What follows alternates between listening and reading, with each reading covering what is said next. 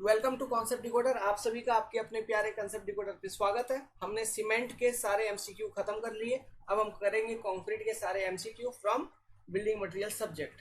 और ये जो एमसीक्यू सीरीज चल रही है, इसमें हम सारे एसएससी जेई का जितना भी एमसीक्यू आपसे पूछा गया है आज तक के एग्जामिनेशंस में, रिसेंट 2020 तक, वो सारा मैं आपसे डिस्कस करने वाला हूँ। और इस बार का जो एसएससी जेई होगा वो अपना होगा, है कि नहीं?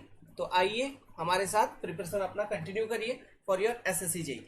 अगर आप नए हैं चैनल पे तो चैनल को सब्सक्राइब कर लीजिए। आपके प्रिपरेशन जर्नी में 120% हम आपके मतलब काम आने वाले हैं।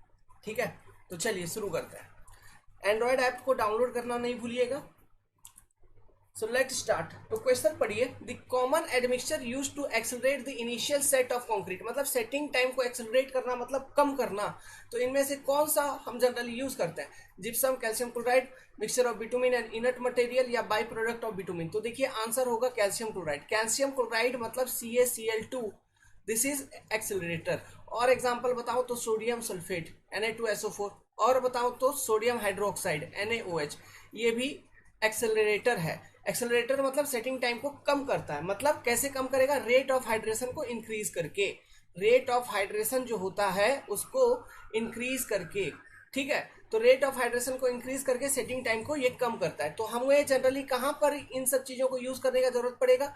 कोल्ड वेदर एरिया में, ठीक है, कोल्ड वेदर एरिया में, क्योंकि वहां पे रेट ऑफ हाइड्रेशन जनरली कम होगी, तो वहां पे हम एक्सेलरेटर का यूज करेंगे। या फिर ऐसे सिचुएशन में जब आपको फोम वर्क किसी भी मेंबर से जल्दी निकालना हो, है ना, फोम वर्क आपको अगर जल्दी निकालना है, कंस्ट्रक्शन प्रोसेस को स्पीड अप करना है, तो ऐसे केसेस में हम कंक्रीट में ये एडमिक्शन मिला सकते हैं। क्लियर है? ये जो यहाँ पे जिप्सम है ना, this particular thing is retarder. ये एक्सेलरेटर नहीं है, ये रिटार्डर है, मतलब डिले करता है सेटिंग टाइम को। ठीक है, ये होता है कैल्शियम सल्फेट। ये क्या होता है? It is calcium sulphate. ये रिटार्डर है, सेटिंग टाइम को डिले करता है। क्लियर है? इस पर्टिकुलर क्वेश्चन को पढ़िए। Concrete attain major part of its strength in. देखिए ये क्वेश्चन बहुत हर एक बार रिपीट किया गया। हम जब कंक्रीट का आपको पढ़ाए थे बिल्डिंग मटेरियल वाले सब्जेक्ट में, उसके वहां पर बहुत डिटेल में बताए थे। देखिए generally let's suppose M20 grade of concrete है, M20। तो इसका मतलब क्या है? इसका मतलब ये है कि 28 दिन के बाद, 28 डे के बाद जब आप टेस्टिंग कर रहे हो, तो जो आपको स्ट्रेंथ मिलना चाहिए वो मिलना चाहिए 20 न्यूटन पर mm²। यही मिलना चाहिए। तो ये 20 न्यूटन पर mm² आपको मिलेगा 28 डेज पे। यही बात है, 28 दिन पे। अब क्वेश्चन सवाल पूछ रहा है concrete will attain major part of strength. इस 20 न्यूटन पर mm² का मैक्सिमम स्ट्रेंथ उसको कितने टाइम में मिल जाएगा? 1 वीक के अंदर, 2 वीक के अंदर, 4 वीक के अंदर, 5 वीक के अंदर। तो देखिए इसके लिए एक डेटा याद रखिएगा। जनरली ऐसा होता है ना कि 3 डे के अंदर, 3 डे पे हम देखते हैं लगभग 40% ऑफ स्ट्रेंथ अटेन हो जाती है। अगर हम बात करें 7 डे का, ओके, तो लगभग हम देखते हैं कि लगभग 65% ऑफ स्ट्रेंथ अटेन हो जाती है। अगर हम बात करें 14 दिन का, ओके, लगभग 90% ऑफ स्ट्रेंथ अटेन हो जाती है। अगर हम बात करें किसका? 28 डे पे, तो लगभग कितना? 99.99% ऑफ स्ट्रेंथ अचीव हो जाती है। समझ गए? तो फुल स्ट्रेंथ तो वो 28 डे पे अचीव कर रहा है, लेकिन maximum part of its strength ये बहुत जल्द अटेन कर रहा है, दैट इज अप्रोक्सीमेटली 7 डे। जो करेक्ट आंसर होगा वो होगा 1 वीक। एक सप्ताह के अंदर ये अटेन कर रहा है। मतलब ये जो 7 डे है, ये लगभग कितना है? 2/3, है ना, 2/3 of 28 day strength, of 28 day strength, ऐसे कह सकते हैं। ठीक है, तो ये पर्टिकुलर डेटा को आप याद रखिएगा। अगर आप ऐसे देख रहे हैं तो शॉर्ट नोट्स में इसको अपडेट कर लीजिए। ओके, अब इस पर्टिकुलर क्वेश्चन को पढ़िए। ये क्वेश्चन देखिए अपने आप में काफी इंपॉर्टेंट क्वेश्चन है। The workability of concrete is influenced most by its क्या? Water cement ratio, aggregate cement ratio, cement content, water content, क्या? इनमें से क्या? तो देखिए जनरली इस क्वेश्चन को आंसर करने के लिए आप आपको वर्केबिलिटी ऑफ कंक्रीट का डेफिनेशन क्लियर कट मालूम होना चाहिए। What is workability of concrete? Workability of concrete is the ease with which we can compact the concrete, मतलब कितने आसानी से आप कंक्रीट को कॉम्पैक्ट कर सकते हैं। तो आसानी से कॉम्पैक्ट करना मतलब कॉम्पैक्शन करने में हम एनर्जी डाल रहे हैं, तो हम कम एनर्जी लगाएंगे और मेरा कॉम्पैक्शन ज्यादा होगा। यही चीज हम देखेंगे, कॉम्पैक्शन एनर्जी, समझ रहे हो? तो अगर आपका एनर्जी लॉस कम होगा, एनर्जी लॉस कम होगा मतलब एनर्जी लॉस कैसे हो रहा है? देखो कंक्रीट में अलग अलग तरह का मटेरियल है, कोर्स एग्रीगेट, फाइन एग्रीगेट, ये वो सब कुछ है। तो ये मटेरियल एक दूसरे से जब रब करेंगे तो फ्रिक्शनल हेड लॉस होगा ना, फ्रिक्शन, एक दूसरे के सरफेस के ऊपर घर्षण लगेगी, फ्रिक्शन लगेगी, वो तो लॉसेस है ना एक तरह का। मतलब आप जो ऊपर से एफर्ट लगाओगे कॉम्पैक्शन करने में, मान लो फ्रिक्शन वगैरह ज्यादा है तो इजीली कॉम्पैक्ट नहीं हो पाएगा। तो ये लॉसेस जब कम होगी तो कॉम्पैक्शन अच्छी होगी। तो कॉम्पैक्शन अच्छा होने का कहने का मतलब है, देखिए यहाँ पे एक ही ऐसा पैरामीटर है जो इंडिपेंडेंटली, है ना, मोस्ट इन्फ्लुएंस करता है। यहाँ पे सवाल में आपसे पूछा है मोस्ट इन्फ्लुएंस, वो होगी वाटर सीमेंट रेशियो, है ना। वाटर सीमेंट रेशियो आप बढ़ा देंगे तो वर्केबिलिटी ऑफ कंक्रीट बढ़ जाता है, ठीक है। वर्केबिलिटी ऑफ कंक्रीट इंक्रीज हो जाएगी अगर आप वाटर सीमेंट रेशियो बढ़ा दोगे। लेकिन वाटर सीमेंट रेशियो को हमको बहुत ज्यादा भी नहीं बढ़ा देना है, क्योंकि अगर ऐसा कंडीशन होगा जब वाटर सीमेंट रेशियो को आप बहुत ज्यादा बढ़ा देंगे तो वहां पर आपका ब्लीडिंग या फिर सेग्रीगेशन जैसा जो डिफेक्ट है कंक्रीट में, जो आपको जनरली पाई जाती है, जिस कारण से हनी कम्बिंग हो जाता है कंक्रीट में, ये सारे डिफेक्ट भी आपको फिर मिलता हुआ चलेगा, है ना। तो इसलिए हमें एक सर्टेन लिमिट में रखना है, इसलिए हम मिक्स डिजाइन करते हैं कंक्रीट को जनरली। अब देखिए यहाँ पे जो अदर पैरामीटर्स है, क्या ये वर्केबिलिटी ऑफ कंक्रीट को अफेक्ट नहीं करते? नहीं, बिल्कुल करते हैं, ये पैरामीटर्स भी बिल्कुल करते हैं। जैसे कि एग्रीगेट सीमेंट रेशियो का अगर बात करें, एग्रीगेट सीमेंट रेशियो का बात करें, माने for a given volume of aggregate, अगर आपके पास सीमेंट ज्यादा है, सीमेंट ज्यादा है मतलब सीमेंट ज्यादा है तो मान लो वो ज्यादा सीमेंट ज्यादा पानी से मिलेगा, है ना। ज्यादा अगर सीमेंट है तो आपको पानी की भी क्वांटिटी ज्यादा बढ़ानी होगी, क्योंकि सीमेंट क्वांटिटी बढ़ा तो पानी भी ज्यादा रिक्वायर्ड होगा।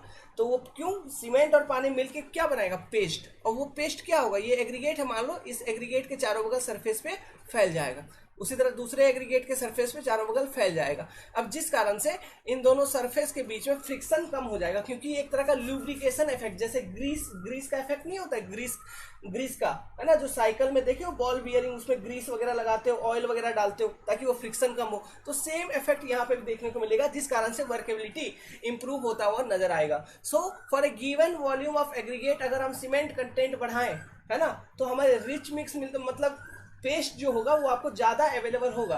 पेस्ट अगर ज्यादा अवेलेबल है तो वर्केबिलिटी आपको ज्यादा मिलेगा, फिर समझ रहे हो। लेकिन अगर आप सीमेंट कंटेंट बढ़ाओगे तो वाटर बढ़ानी होगी, वाटर बढ़ा रहे हो तो वाटर सीमेंट रेशियो फिर चेंज हो गया। अगर आप वाटर कंटेंट बढ़ाओ डायरेक्टली, फिर वाटर सीमेंट रेशियो ही चेंज होगा। फिर यहाँ पे सीमेंट कंटेंट, अगर आप सीमेंट कंटेंट इंडिपेंडेंट देखोगे, अगर सीमेंट कंटेंट चेंज कर रहे हो तो फिर आपका for a given volume of, मतलब गिवन वॉल्यूम ऑफ कंक्रीट अगर सीमेंट बढ़ाया आपने, आपको पानी भी ज्यादा देना होगा, फिर वाटर सीमेंट रेशियो चेंज हो गया। So the most important factor which is affecting the workability of concrete here is water cement ratio. समझ गए बात को? ठीक है, तो इसका करेक्ट ऑप्शन होगा ये ए, ऑब्जेक्टिव पॉइंट ऑफ व्यू से। लेकिन अगर मान लीजिए कॉन्वेंशनल क्वेश्चन में शॉर्ट नोट्स लिखने को आ जाए आपको, तो आप इन सारे फैक्टर्स को लिखिए। हमने एग्जाम में इसमें आपको लिखवाए हैं, कहाँ पे, कॉपी में आपके, है ना, workability of concrete and factor affecting workability of concrete. आप इन सारे पैरामीटर्स को लिखिए, क्लियर है। नॉर्मली देखिए, अगर आपके पास वर्क, मतलब कंक्रीट का वर्केबिलिटी ज्यादा है ना, वर्केबिलिटी ज्यादा है मतलब वाटर सीमेंट रेशियो हाई होगा, ठीक है। तो हाई वाटर सीमेंट रेशियो वाला जो कंक्रीट होता है, it is generally suitable for hand compaction या फिर मैनुअल कॉम्पैक्शन। और लो वाटर सीमेंट रेशियो वाला जो कंक्रीट होता है, उसका जो कॉम्पैक्शन किया जाता है जनरली मशीन कॉम्पैक्शन किया जाता है, उसमें वाइब्रेटर वगैरह का हम जनरली यूज करते हैं। वाटर सीमेंट रेशियो अधिक होने के कारण कभी कभी कंक्रीट क्या होता है ना, इतना फ्री हो जाता है, इतना उसका फ्लो प्रॉपर्टी इतना अच्छा इंक्रीज हो जाता है कि वो कंक्रीट अपने आप कॉम्पैक्ट हो जाती है। तो इस तरह का एक कंक्रीट भी होता है जिसको हम कहते हैं सेल्फ कॉम्पैक्टिंग कंक्रीट। लेकिन हाँ, डेफिनेटली हम उसमें सेल्फ कॉम्पैक्टिंग कंक्रीट में एडमिक्सचर की इस्तेमाल करते हैं। एडमिक्सचर को मिलाने से आप कम वाटर कंटेंट रखते हुए वर्केबिलिटी को इंप्रूव कर सकते हैं, एडमिक्सचर जैसा कि एयर एंट्रेनर वगैरह, ठीक है। ओके, क्वेश्चन को पढ़िए। इन कॉन्क्रीट कैल्शियम सल्फेट में एक्ट एज, कैल्शियम सल्फेट अभी अभी तो बोला था ये जिप्सम होता है, तो ये सेटिंग टाइम को डिले करता है, तो ये रिटार्डर होती है। ये क्या होती है? Retarder. It is a retarder जो कि सेटिंग टाइम को डिले करती है। मतलब जो कैल्शियम सल्फेट या फिर जिप्सम जो हम मिलाते हैं एक्चुअली, वो हम मिलाते हैं to improve the setting time, मतलब to delay the setting time, है ना, as a retarder we are going to use. और ये जनरली फ्लैश सेटिंग जो होती है उसको प्रिवेंट करता है, फ्लैश सेटिंग। और ये फ्लैश सेटिंग क्यों होता है? Due to presence of C3A, tri calcium aluminate. C3A के होने के कारण जो फ्लैश सेटिंग की प्रॉब्लम होती थी उसे ये प्रिवेंट करता है। देखिए इस ये C3A के ऊपर तो सीमेंट में बहुत सारा क्वेश्चन पूछा गया था। देखिए यहाँ पे डायरेक्ट क्वेश्चन है, the compound constituent of cement abbreviated by C3A। इसका मतलब क्या है? ट्राई कैल्शियम एल्यूमिना फेराइट नहीं, ये C4AF होता है। ठीक है, ये try calcium aluminate, try calcium silicate, die calcium silicate, ये क्या है? C3A मतलब ट्राई कैल्शियम एल्यूमिनेट, जिसके कारण फ्लैश सेटिंग होती है। ओके, ये है आपका C3A। ये वाला क्वेश्चन पढ़िए, for construction of structure in sea water, sea water में स्ट्रक्चर बनाना है, the cement generally preferred is to. इनमें से कौन सा सीमेंट आप प्रीफर करेंगे सी वाटर में अगर कंस्ट्रक्शन करनी है? तो सी में देखिए केमिकल अटैक काफी ज्यादा होगी, तो ऐसे केसेस में हम पोर्टलैंड पोजोलाना सीमेंट या फिर पीपीसी सीमेंट का यूज करते हैं मेराइन स्ट्रक्चर्स के लिए। पीपीसी याद रखना बहुत डिटेल में, मतलब जहां भी मेराइन वर्क का बात होगा ऐसा सीमेंट आप जनरली प्रिफर करिए जिसका केमिकल रेजिस्टेंस ज्यादा होगा, तो पीपीसी का ज्यादा होता है, पोर्टलैंड पोजोलाना सीमेंट। ये वाला क्वेश्चन पढ़िए, which of the following is calcareous raw material used in cement production. इनमें से कौन सा कैल्कारेशियस मतलब कैल्शियम कंटेनिंग, है ना, कैल्शियम कार्बोनेट कंटेनिंग मटेरियल है जो कि सीमेंट प्रोडक्शन में यूज किया जाता है? सीमेंट रॉक यूज होता है, लाइमस्टोन बिल्कुल होता है, मेराइन सेल्स बिल्कुल यूज होता है। तो correct option will be, all the options are correct. SSC JE question पढ़ो, which of the following compound of Portland cement react immediately with water and set early. बार बार बोल रखा है इससे पहले सीमेंट वाले क्लासेस में, वो ये है try calcium aluminate C3A। C3A सबसे जल्दी सेट होता है, सबसे जल्दी सेट होता है। C3A के कारण आपके सीमेंट में फ्लैश सेटिंग की प्रॉब्लम होने लगती है, इसलिए तो हम जिप्सम मिलाते थे, वो उसको डिले करवाने के लिए सेटिंग को, रिटार्डर जिसको हम कहते हैं। अभी अभी तो देखा था एक क्वेश्चन उस पर भी, है ना। नाउ जो इसको ये जो है डाई कैल्शियम सिलिकेट, इसको कहते हैं C2S, इसके कारण अल्टीमेट स्ट्रेंथ आपको मिलता हुआ नजर आता है।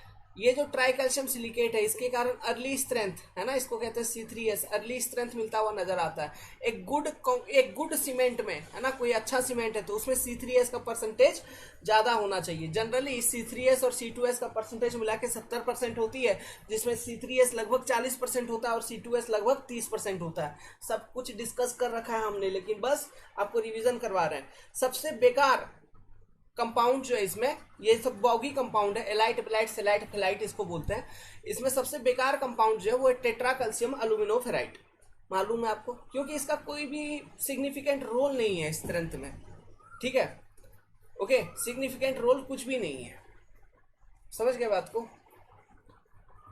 किस चीज में सिग्निफिकेंट रोल नहीं है? स्ट्रेंथ कंट्रीब्यूशन में, ठीक है। अब हीट ऑफ हाइड्रेशन भी आपको यहाँ पे C3A के केस में ज्यादा देखने को मिलता है। Heat of hydration is also observe more. अब आप बोलोगे मैं आपको बुलाया था कंक्रीट दिखाऊंगा, दिखा रहा हूँ सीमेंट। ये सीमेंट के क्वेश्चंस कहाँ से आ गए? देखिए एक्चुअली कुछ 10-15 क्वेश्चन सीमेंट के रह गए थे पिछले क्लास में, है ना, तो वो हम डिस्कस नहीं कर पाए थे, तो उसको भी थोड़ा आंसर कर लेते तो ठीक रहता। देखिए मैं अपने लिए थोड़ी ना कर रहा हूँ भाई, मेरे को क्या लेना देना बताओ। मैं अभी कुछ सीख जाओगे तो तुम ही सीखोगे ना बच्चा, है कि नहीं? बताओ बताओ, इसका आंसर बताओ। What do you mean by warehouse pack of cement? ये जो वेयर हाउस पैक है इसका मतलब क्या होता है?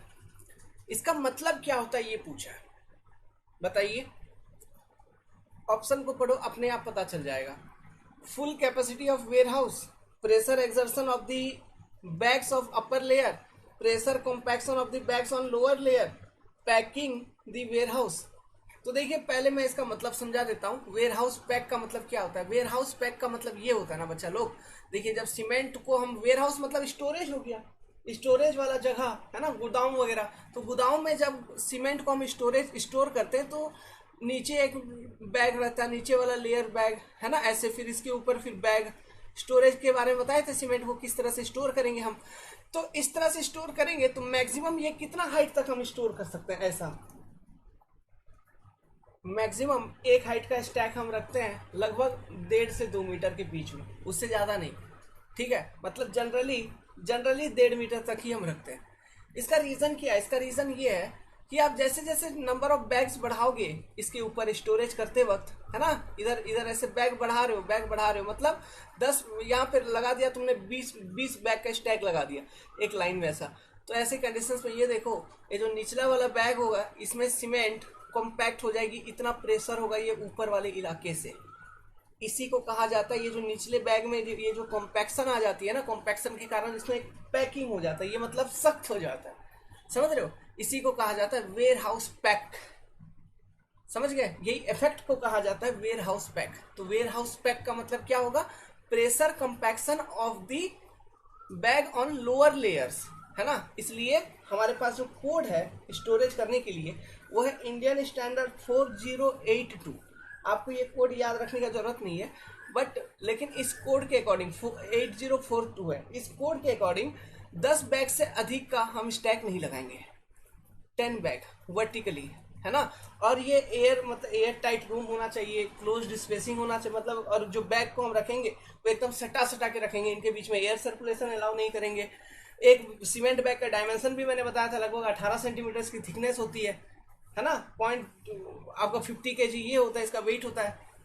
सब कुछ मैंने बता दिया था इससे पहले जो क्वेश्चन हमने आपसे करवाए थे उसमें। क्लीन?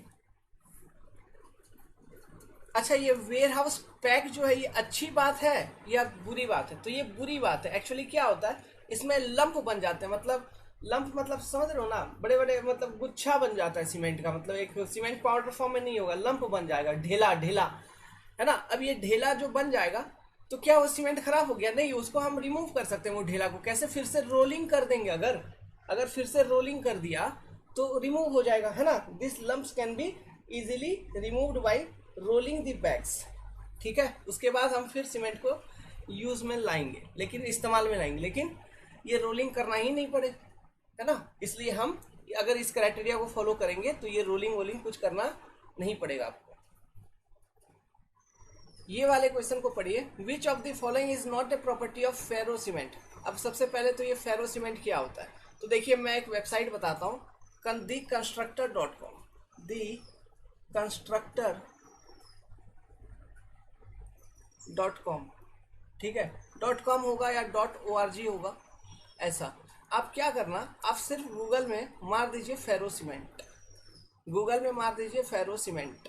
अब फेरो सीमेंट जैसे गूगल में मारोगे बहुत सारा वेबसाइट खुल जाएगा, तो इनमें से आप ये वाला जो वेबसाइट है ना, theconstructor.com या .org, इस पर्टिकुलर वेबसाइट को फॉलो करना। यहाँ पे एक बढ़िया नोट्स, बढ़िया डिटेल वे में फोटो के साथ सब कुछ अच्छे से एक्सप्लेन किया गया होगा what is ferro cement. Ferro cement में क्या होता है, इसमें एग्रीगेट वगैरह नहीं होता है, हम एग्रीगेट को जनरली यूज नहीं करते हैं, ये लाइट वेट होती है।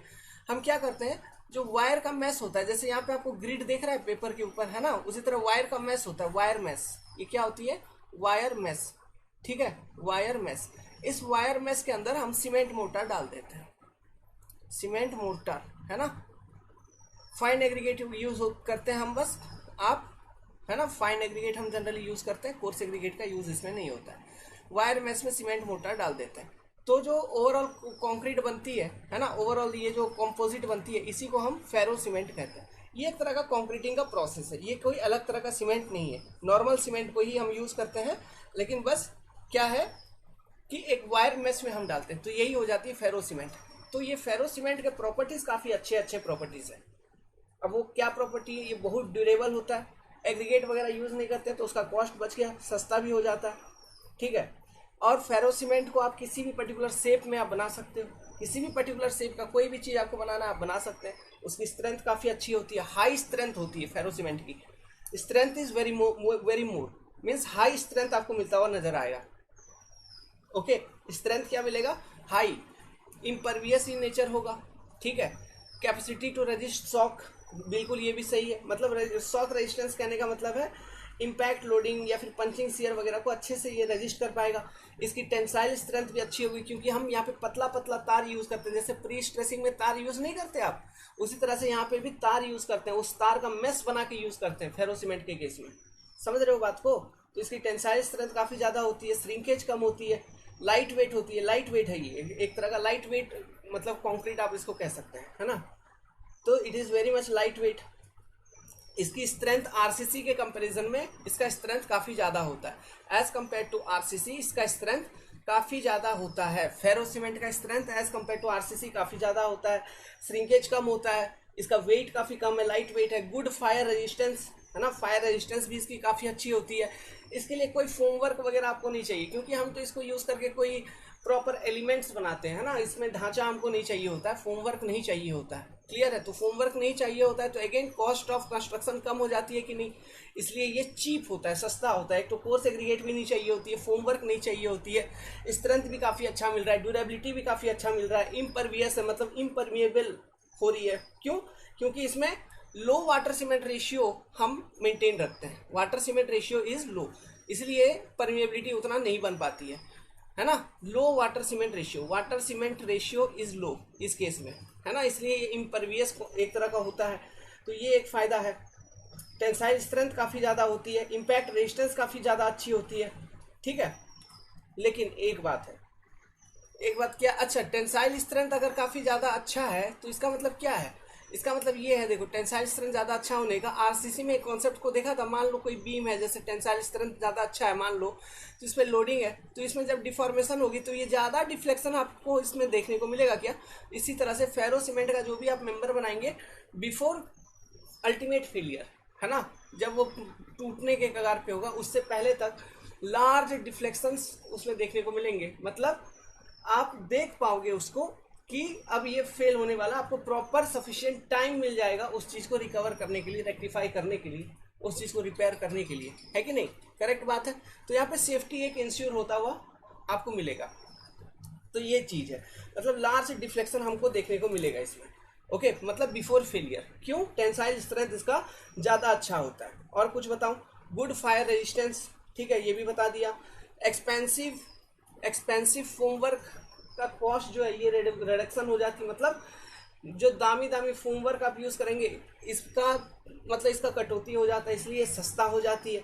ड्यूरेबिलिटी काफी अच्छा है, स्ट्रेंथ काफी अच्छा है, समझ गए। लो वाटर सीमेंट रेशियो मेंटेन होने के कारण परमिएबिलिटी आपको कम मिलता है यहाँ पे, मतलब it become impervious, less shrinkage, light weight, high tensile strength and stiffness, ठीक है। तो ये सारे प्रॉपर्टी हैं आपके फेरो सीमेंट के। ओके, सो इनमें से देखिए कौन सा प्रॉपर्टी फेरो सीमेंट का नहीं है, ये बोल रहा है, पढ़ो। इम्परवियस होता है, कैपेसिटी टू रेजिस्ट शॉक, हाँ बिल्कुल होता है। नो नीड ऑफ फोमवर्क, बिल्कुल कोई फोमवर्क की जरूरत नहीं है। Strength per unit mass is low, ये गलत है, strength per unit mass is high, है ना, समझ गए। तो this is your ferro cement. आप इसके ऊपर जाके एक शॉर्ट नोट्स बना लीजिएगा, कहाँ से? इस पर्टिकुलर वेबसाइट पे जाके, ठीक है। यहाँ पे आपको इसका एप्लीकेशन, यूजेस, ये क्या होता है, कैसे बनाते हैं, सब कुछ फोटो के साथ यहाँ पे दिया हुआ होगा। आप यहाँ पे जाएंगे, देख लेंगे तो बेटर वे में आपको ये अंडरस्टैंड हो जाएगी फेरो सीमेंट। ऐसे तो मैंने आपको मैक्सिमम चीजें याद करवा ही दिया यहाँ पे, है ना। देखिए ये क्वेश्चन भी बार बार रिपीटेटिव टाइप ऑफ क्वेश्चन है। Dash is used to ensure the thickness of plastering is uniform और नॉट। थिकनेस ऑफ प्लास्टरिंग आपका यूनिफॉर्म है या नहीं है, इसको चेक करने के लिए एक कॉन्सेप्ट हम यूज करते हैं, बुल मार्क कॉन्सेप्ट। तो ध्यान रखिएगा, ठीक है, ये होगी बुल मार्क। बुल मार्क हम यूज करते हैं to ensure that thickness of plastering is uniform. अब चलिए हम आ जाते हैं अपने कंक्रीट वाले पार्ट पे। नहीं तो आप लोग मनी मन क्या सोच रहे होगे मालूम नहीं कि सर कहाँ बता रहे हैं हम लोगों को। तो next, concrete attain major part of strength, ये क्वेश्चन तो हो गया था एक बार, फिर से रिपीट हो गया है। 1 वीक 2/3 ऑफ स्ट्रेंथ अचीव कर लेता है, जो भी उसका 28 डे का स्ट्रेंथ है। M20 grade of concrete implies that strength of 15 centimetre, मतलब 150 mm का cube at 28 days of curing साल भी कितना, मतलब M20 का मतलब क्या है, उसका कैरेक्टरिस्टिक स्ट्रेंथ कितना, 20 न्यूटन पर mm², मतलब ऑप्शन नंबर सी, ठीक है। इन क्वेश्चंस को पढ़िए। Characteristic strength of concrete is measured eight कितना दिन, 28 दिन। नेक्स्ट, कॉम्पैक्स, ये सब एसएससी का क्वेश्चन है। Compaction of concrete helps in what. देखिए कॉम्पैक्शन करने का क्या मतलब होता है, कॉम्पैक्शन क्या चीज में हेल्प करता है। कॉम्पैक्शन करना मतलब एयर वॉइड को रिमूव करना, एयर वॉइड को रिमूव करना। एयर वॉइड को रिमूव करने का मतलब क्या है कि कंक्रीट का डेंसिटी को इंप्रूव करेगा। कंक्रीट का डेंसिटी को अगर इंप्रूव कर रहा है, इस कारण से क्या होगी, स्ट्रेंथ एंड ड्यूरेबिलिटी इंप्रूव होती है। Ultimately strength and durability improve होती है। ये चीज जनरली प्रैक्टिकली देखा गया है। अगर आपने इम्प्रॉपर कॉम्पैक्शन किया है तो एयर वॉइड उसमें रह जाएगा कंक्रीट में। तो मान लीजिए 5 से 10% एयर वॉइड अगर रह गया हार्डन स्टेट में, कंक्रीट हार्ड हो गई और अभी भी 5 से 10% एयर वॉइड रह चुकी है कंक्रीट के अंदर, तो आपको मालूम है जो उसका अल्टीमेट कंप्रेसिव स्ट्रेंथ आप निकालोगे जब क्यूब उस कंक्रीट का क्यूब बना के टेस्ट करेंगे और वो क्यूब में मान लीजिए एयर वॉइड रह गया था 5 से 10% of that volume of cube, तो मालूम है स्ट्रेंथ में कितना रिडक्शन होगा, 30 से 60% तक स्ट्रेंथ में रिडक्शन हो जाती है कंप्रेसिव स्ट्रेंथ में। इसलिए एयर वॉइड नहीं होना चाहिए कंक्रीट में। So compaction is help in removal of air voids, that is improving the density of concrete. तो यहाँ पे देखिए क्वेश्चन में ऑप्शन है segregation of aggregate, removal of, अरे सेग्रीगेशन में हेल्प थोड़ी ना करता है यार, क्या गंदा संदा बात कर रहे हो। रिमूवल ऑफ एक्सेस वाटर नहीं, इंक्रीज ऑफ डेंसिटी बिल्कुल, addition of required air void remove करना है, ऐड नहीं करना है। नेक्स्ट क्वेश्चन को करिए। The minimum grade of concrete is to be used in reinforced concrete as per Indian standard 456 1978। 1978 वाला जो कोड था ये वर्किंग स्ट्रेस मेथड का कोड था डियर। तो वर्किंग स्ट्रेस मेथड के कोड के अकॉर्डिंग जो मिनिमम ग्रेड ऑफ कंक्रीट जो हम आरसीसी के लिए यूज करेंगे वो होती थी M15। लेकिन जो अपना लेटेस्ट कोड है, लेटेस्ट कोड के अकॉर्डिंग मतलब इंडियन स्टैंडर्ड 456 2000, इसके अकॉर्डिंग जो मिनिमम ग्रेड ऑफ कंक्रीट हम यूज करेंगे किसके लिए, आरसीसी में, वो यूज करेंगे M20। ठीक है, अकॉर्डिंग टू 2000 वाला कोड 456 2000। नेक्स्ट मैं आपको और बता देता हूँ। देखिए ये मिनिमम ग्रेड ऑफ कंक्रीट में और भी क्वेश्चंस आते हैं, जैसे प्री स्ट्रेसिंग हम करते हैं ना, तो प्री स्ट्रेसिंग करने का हमारे पास दो मेथड है। एक मेथड है प्री टेंशनिंग, ठीक है, प्री टेंशनिंग, और दूसरा है पोस्ट टेंशनिंग। ठीक है, ये दो मेथड है जिसके मदद से हम कंक्रीट को प्री स्ट्रेस करते हैं। ठीक है, पहले से एक कंप्रेसिव स्ट्रेंथ उसमें इंड्यूस करते हैं। तो minimum grade of concrete for pre tensioning जो है ना, it is your M40, and minimum grade of concrete for post tensioning जो है वो है M30। ये है according to Indian standard IS 1343 जो कि प्री स्ट्रेस का कोड होता है। ठीक है, अब ऐसा क्यों है, क्योंकि जो प्री टेंशनिंग वाला मेथड है इसमें जो लॉसेस ऑफ प्री स्ट्रेस होता है ये काफी अधिक हो जाती है as compare to post tensioning. तो प्री टेंशनिंग में लॉसेस ज्यादा होते हैं इसलिए। Next, increase in the moisture content in concrete. अगर आप मॉइस्चर कंटेंट जो है कंक्रीट का इंक्रीज करोगे तो क्या होगा, reduces the strength, increases the strength, do not change the strength, none of this। देखिए मॉइस्चर कंटेंट बढ़ा रहे हैं मतलब कंक्रीट में for a constant given volume of concrete if you increase the moisture content means water increases. Water आप बढ़ा रहे हो कहीं ना कहीं, तो वाटर बढ़ाओगे तो वाटर बाय सीमेंट का जो रेशियो है ये ओवरऑल बढ़ जाएगी। तो ये बढ़ जाएगी, तो इसके लिए जो एक लॉ है जिसको हम कहते हैं अब्राहम्स लॉ है ना, जो कि वाटर सीमेंट रेशियो के बीच में और स्ट्रेंथ के बीच में लॉ बताता है। ये बताता है कि water cement ratio is inversely proportional to strength of concrete. ठीक है, तो वाटर अगर हम मॉइस्चर कंटेंट इंक्रीज करते हैं तो इस कारण से वाटर सीमेंट रेशियो अल्टर होगा, जिस कारण से और अल्टर होगा क्या, ये जनरली इंक्रीज होगा क्योंकि मॉइस्चर इंक्रीज कर रहे हैं।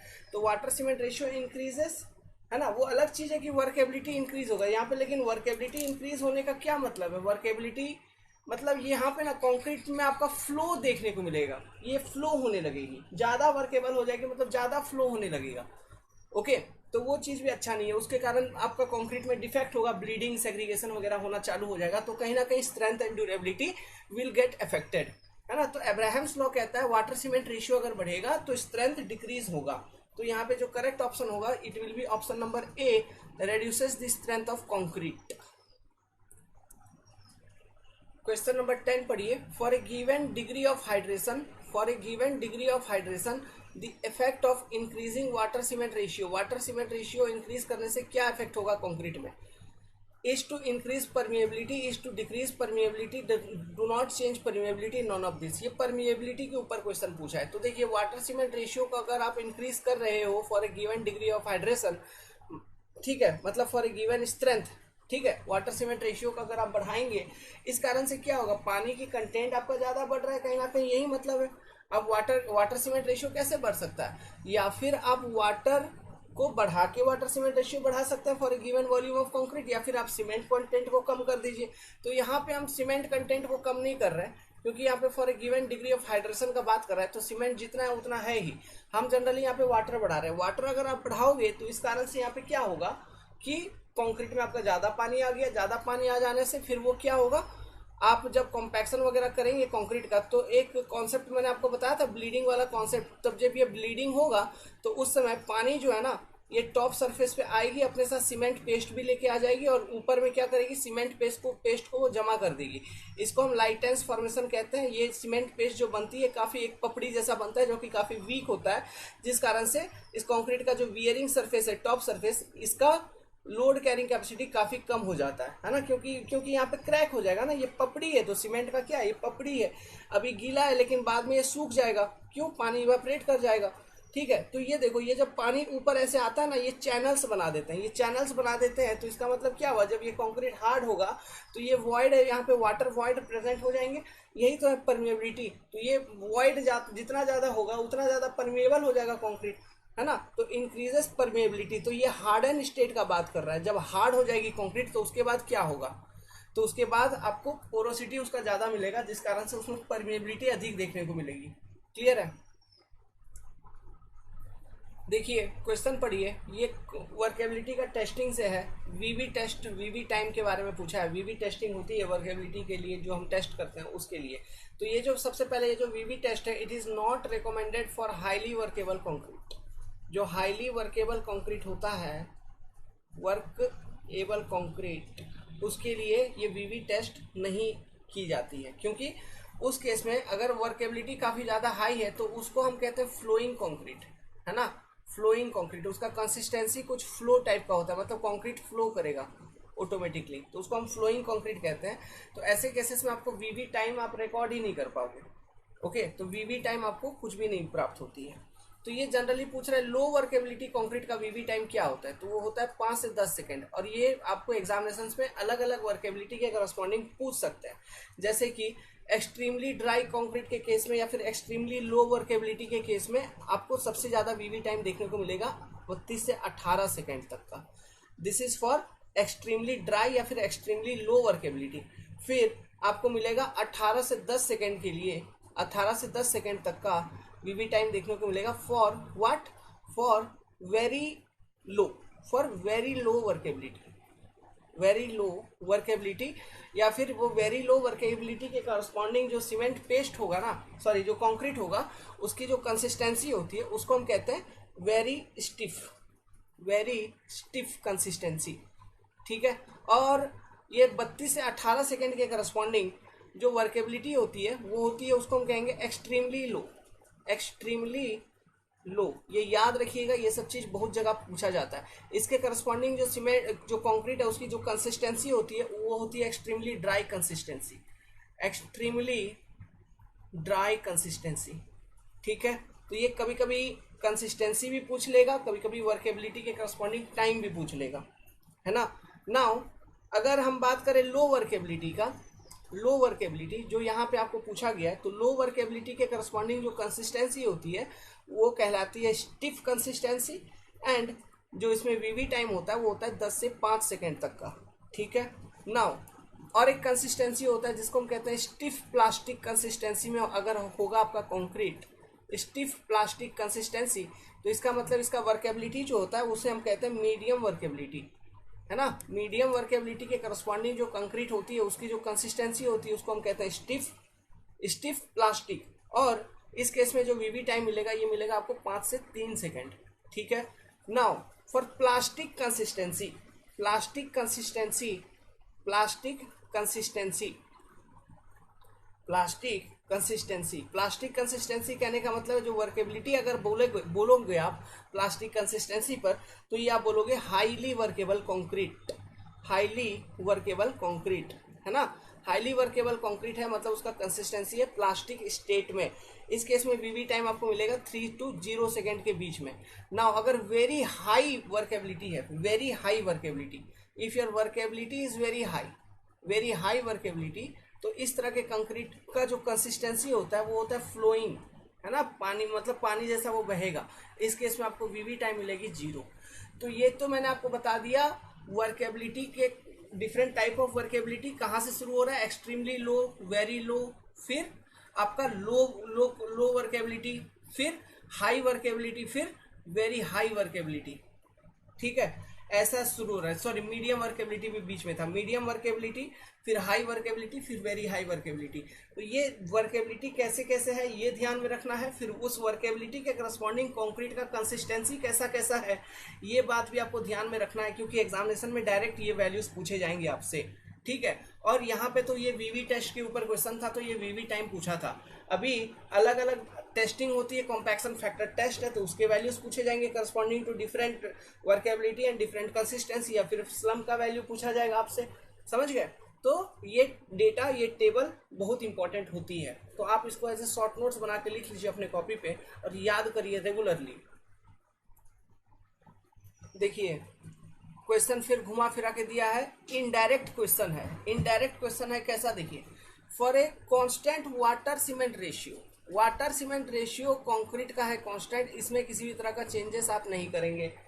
Decrease in aggregate cement ratio causes क्या, मतलब एग्रीगेट सीमेंट रेशियो मतलब एग्रीगेट बाय सीमेंट का रेशियो आप डिक्रीज कर रहे हैं। ठीक है, एग्रीगेट बाय सीमेंट का रेशियो आप डिक्रीज कर रहे हैं, तो इस कारण से क्या होगा। तो देखिए ये जनरली किसके ऊपर क्वेश्चन पूछा है, ये पूछा है, ऑप्शंस देखेंगे तो ये वर्केबिलिटी पर क्या इफेक्ट होगा इस बारे में पूछा है, इससे रिलेटेड ये क्वेश्चन है। तो अब देखो समझो बात को, एग्रीगेट सीमेंट रेशियो, तो एग्रीगेट सीमेंट रेशियो का डिक्रीज होने का बात कर रहा है। इसका मतलब क्या है कि आप क्या कर रहे हो, सीमेंट की जो कंटेंट है इसको आप बढ़ा रहे हैं, है ना, सीमेंट की जो कंटेंट है इसको आप बढ़ा रहे हैं। If you are increasing cement, तो यहाँ पे तो क्वेश्चन में कह दिया है कि वाटर सीमेंट रेशियो कांस्टेंट है, लेकिन हम अगर सीमेंट बढ़ाएंगे तो इसके करस्पॉन्डेंस में हमें वाटर की क्वांटिटी, रियलिटी में वाटर की क्वांटिटी जो होगी उसे भी इंक्रीज करना होगा। सो इन रियल अगर बात करूं, मतलब यहाँ पे क्वेश्चन के अकॉर्डिंग नहीं, इन रियल, तो वाटर सीमेंट रेशियो भी चेंज हो जाएगा। समझ गए, वाटर सीमेंट रेशियो भी चेंज हो जाएगा। लेकिन अकॉर्डिंग टू क्वेश्चन अभी बात करते हैं, तो क्वेश्चन में केवल ये बोला है एग्रीगेट सीमेंट रेशियो के कारण इफेक्ट बताओ। अगर सीमेंट कंटेंट ज्यादा हुआ, सीमेंट ज्यादा आपको मिल रहा है, एग्रीगेट उतना ही था, मतलब 20 एग्रीगेट मान लो पहले था इस कंक्रीट के टोटल वॉल्यूम में 20 नंबर ऑफ एग्रीगेट था, अभी भी एग्रीगेट 20 ही है, लेकिन अब सीमेंट ज्यादा हो गया। अगर सीमेंट ज्यादा हो गया तो सीमेंट पेस्ट भी ज्यादा बनेगा, सीमेंट का जो पेस्ट बनेगा, है ना, वो भी ज्यादा बनेगा। अब ये सीमेंट पेस्ट का काम क्या होता है, ये जो एग्रीगेट होता है इसके सरफेस के ऊपर ये जो पेस्ट है ना चारों बगल कवर अप कर लेती है ना, इस तरह से। तो जो डिफरेंट एग्रीगेट होंगे उसके चारों बगल सरफेस पे आपको सीमेंट पेस्ट अच्छे तरीके से कवर अप कर पाएगा। मतलब दिस क्वांटिटी इज मोर, क्या, quantity of cement paste will increase, quantity of cement paste will increase. तो ये सभी एग्रीगेट के सरफेस को बहुत अच्छे तरीके से कवर अप कर पाएगा, मतलब ल्यूब्रिकेट कर पाएगा। तो अगर ल्यूब्रिकेट कर पाएगा तो इसका मतलब क्या हुआ कि एग्रीगेट के बीच में फ्रिक्शनल रेजिस्टेंस कम होगी। अगर फ्रिक्शनल रेजिस्टेंस कम होगी तो आप कम कॉम्पैक्शन एनर्जी पे आपको ज्यादा कॉम्पैक्शन देखने को मिलेगा। तो मतलब ये कंक्रीट अच्छे तरीके से फ्लो हो पा रही है, मतलब इसका वर्केबिलिटी बहुत अच्छा होगा, मतलब ये इसको आप अच्छे तरीके से कॉम्पैक्ट कर पाओगे। तो increases the workability of concrete. समझ गए, तो option number A will be correct. Is it clear to you all, ये एग्रीगेट सीमेंट रेशियो का कॉन्सेप्ट आपको क्लियर हुआ।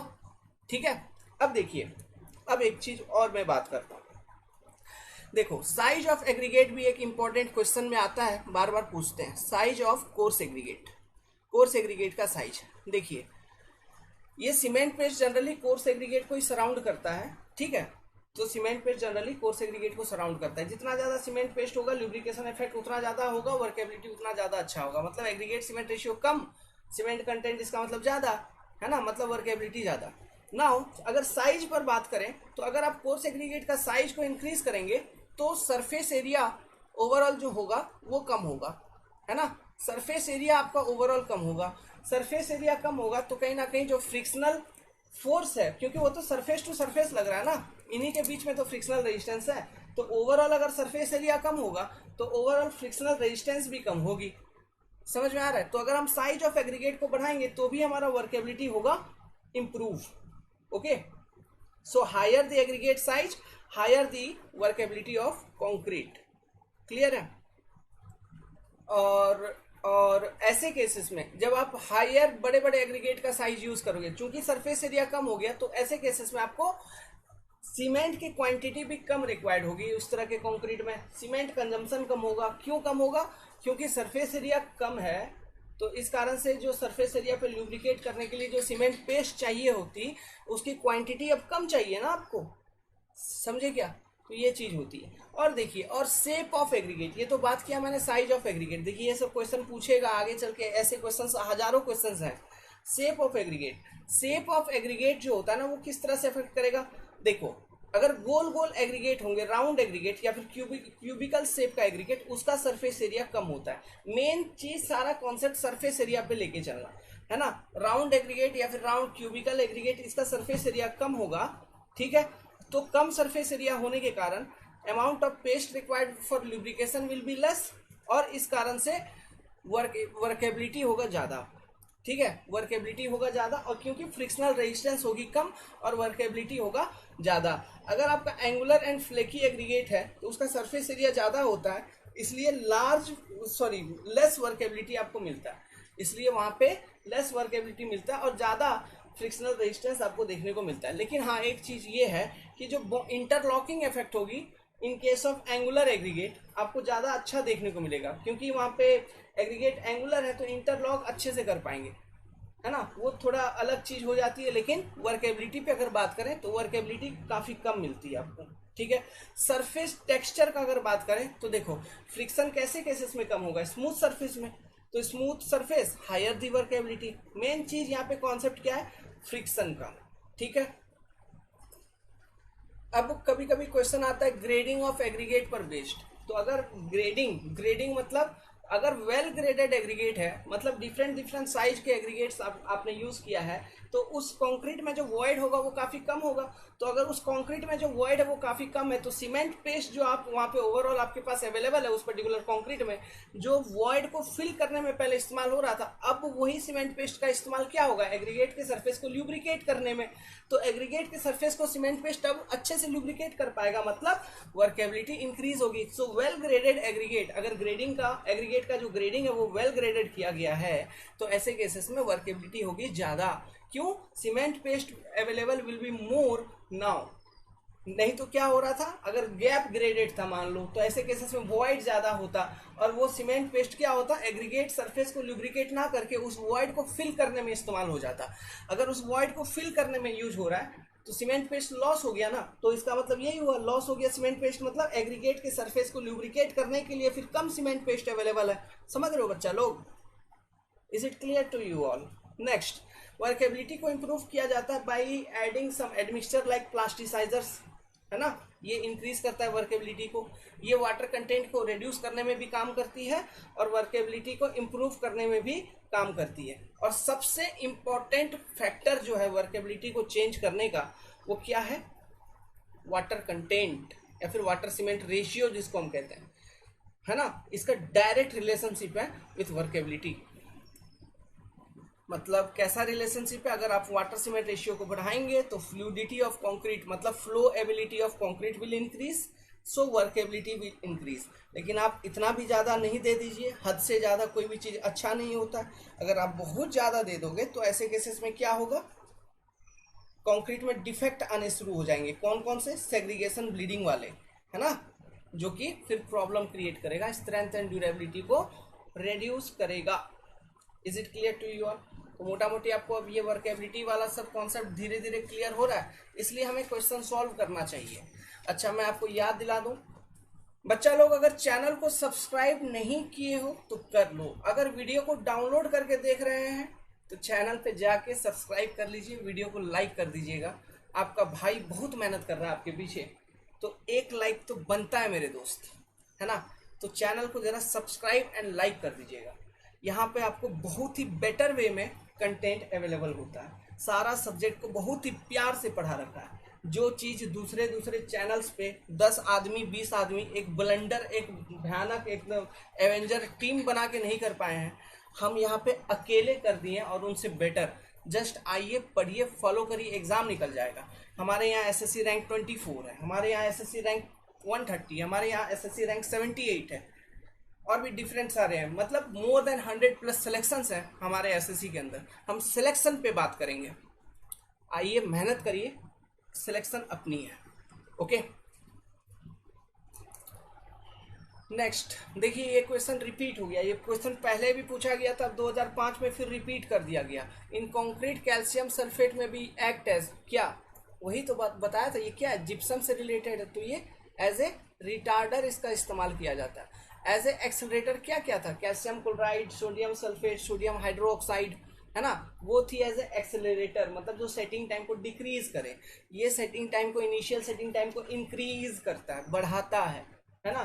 क्यों बढ़ाता है, क्या उससे क्या फायदा है, जो C3A के कारण जो फ्लैश सेटिंग हो सकती थी उस फ्लैश सेटिंग को प्रिवेंट करता है। C3A के कारण, ये C3A सबसे पहले सेट होती है ना, और इसके कारण हीट ऑफ हाइड्रेशन भी आपको काफी ज्यादा देखने को मिलता है। क्लियर है, इसकी सीमेंटिंग वैल्यू होती है लेकिन ज्यादा नहीं होती है, थोड़ी होती है। ओके ठीक है, एक अच्छा सीमेंट में C3S का कंटेंट ज्यादा होना चाहिए। ओके, देखिए जो लोग 2004-5 में एग्जाम दिए होंगे 4 में, तो उनको बहुत मजा आया होगा, क्योंकि 2007 में सारा का सारा क्वेश्चन एसएससी ने रिपीट कर दिया था बिल्डिंग मटेरियल का। ठीक है, तो देखिए compaction of concrete helps in, ये क्वेश्चन हमने किया था। इंक्रीज डेंसिटी ऑफ कंक्रीट, है कि नहीं, डेंसिटी इंक्रीज होगा इसलिए ड्यूरेबिलिटी ऑफ कंक्रीट इंक्रीज होती है और स्ट्रेंथ इंप्रूव होती है। ये क्वेश्चन भी हमने कर लिया था। देखिए कैरेक्टरिस्टिक स्ट्रेंथ ऑफ कंक्रीट को कब मेजर करते हैं, 28 डे पे हम मेजर करते हैं। M20 grade of concrete implies the strength of 15 centimetre cube at 28 day of curing shall be what, 20 newton per mm square. Simply repeated, ये क्वेश्चन को पढ़िए। Concrete attain major part of its strength in कितना, 1 week. Simply repeated, सारा का सारा question repeat कर दिया गया, इसलिए प्रीवियस ईयर क्वेश्चंस इंपॉर्टेंट होता है। और ये जो रिपीटेड क्वेश्चन है इसको एज इट इज हमने इसलिए भी डाल दिया ताकि आप ये समझ पाए इसकी इंपॉर्टेंस, कि what is importance of practising previous year questions, है ना। Questions will be directly repeated, मतलब आजकल उतना ज़्यादा रिपीट नहीं होता है, लेकिन हाँ फिर भी मैक्सिमम क्वेश्चंस रिपीट होते हैं। आजकल इंजीनियरिंग सर्विस एग्जामिनेशंस के भी क्वेश्चंस आपको यहाँ पे एसएससी में देखने को मिलेंगे। तो एसएससी वाले, ईएससी वाले, हमें सारे क्वेश्चन सॉल्व करना जरूरी है, इट इज़ मैंडेटरी।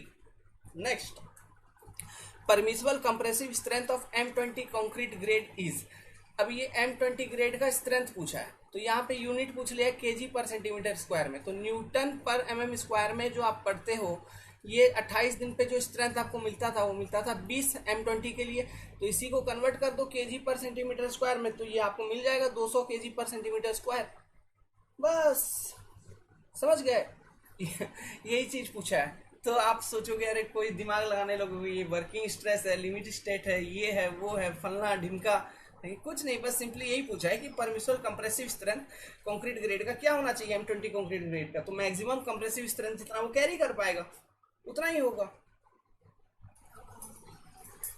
क्वेश्चन पढ़िए, मजेदार क्वेश्चन है, फिर कंसेप्ट आपको लर्निंग होगा, अच्छे से बता दूंगा, याद हो जाएगा। The shrinkage of concrete is proportional to water content in mix, is proportional to cement content, increase with age of concrete, all of the above. क्या है श्रिंकेज, तो श्रिंकेज का मतलब क्या है, एक बेसिक मतलब देखिए, श्रिंकेज का बेसिक मतलब यही है कि आप जनरल अगर देखेंगे तो मतलब सीमेंट छोड़ो, कंक्रीट जो है इससे मॉइस्चर बाहर निकलने के कारण, श्रिंकेज का यही मतलब है, इससे मॉइस्चर बाहर निकलने के कारण, मान लो कंक्रीट से बाहर मॉइस्चर निकल रहा है, इस कारण से क्या होगा, कंक्रीट का वॉल्यूम चेंजेस होगा, और बाहर कोई चीज निकल रही है मतलब वॉल्यूम डिक्रीज होगा, तो यही जो वॉल्यूम डिक्रीज होती है तो इसके कारण कंक्रीट में कुछ क्रैक वगैरह भी डेवलप हो सकते हैं। तो इसी चीज को बेसिकली श्रिंकेज कहा जाता है, इसी चीज को हम अंडरस्टूड करते हैं एज ए श्रिंकेज।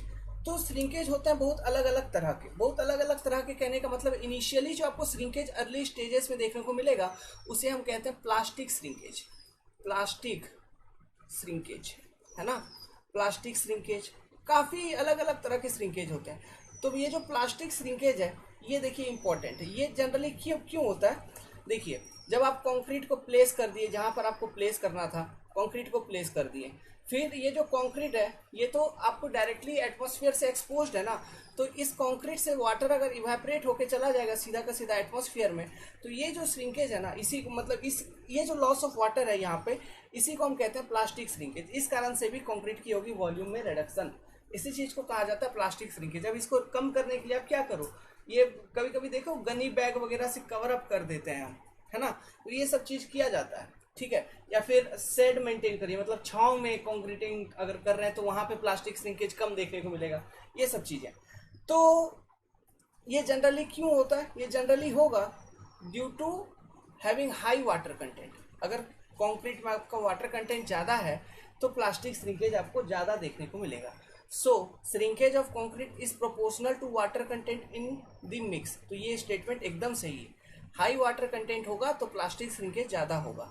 जब कंक्रीट स्ट्रेंथ गेन करने लगता है सेट हो जाने के बाद, या फिर स्ट्रेंथ गेन जब करने लगता है, तब जो वाटर की लॉस होती है वो होता है ड्राइंग श्रिंकेज। अब ये ड्राइंग श्रिंकेज होता है कब, जब स्ट्रेंथ वो गेन कर रहा है, मतलब जो CSH जेल बना है, तो ये जेल के बीच में जो पोर्स होते हैं, इसमें जो पानी है ना, ठीक है, जेल स्पेस के बीच में जो पानी है, ये पानी का इवेपोरेशन होता है। ओके, इवेपोरेशन मतलब जेल पोर में जो पानी है उसका इवेपोरेशन होगा जेल पोर में। तो ये जो प्रोसेस होती है इसको कहते हैं हम ड्राइंग श्रिंकेज, इसको कहते हैं हम ड्राइंग श्रिंकेज।